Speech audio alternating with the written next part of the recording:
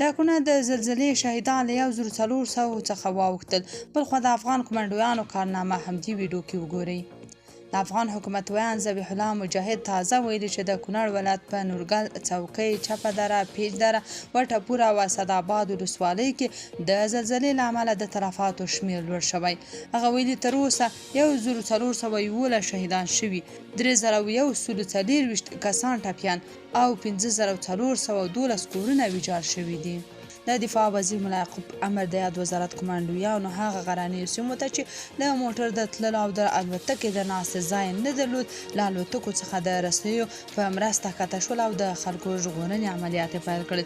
د هېواد په ختیځو ولایتونو کې د وړمې شپې زلزلې وروسته د ملي دفاع وزارت د ژغورنې زړورو ټیمونو او هوایي ځواکونو د خپل ولس ترڅنګ د مېړانې نوې بېلګه وښوده. هغوی له لومړۍ شېبې راهیسې په ډېره ژمنتیا د خلکو د مرستې لپاره راوتلي دي.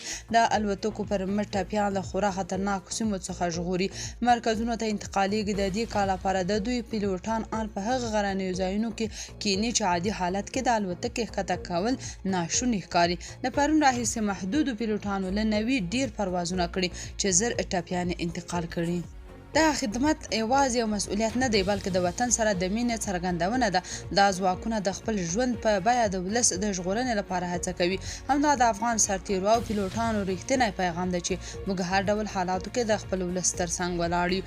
موږ له زړورو افغان ځواکونو مننه کوو. د هغوی میړانه، وطن دوستي او فداکاري د ستاینې وړ ده. دوی ثابته کړه چې د ستونزو په سختو شیبو کې هم د ولس خدمت ته حاضر دي. بلخوا د افغاني سرې میاشتې مشر شهاب الدین دلاور د کونړ د مزار د زلزله ځپلو له لیدنې پر مهال ویلي چې هره مرسته د زیانمنو امانت دی او په بشپړ امانتدارۍ به ورته سپارل کیږي.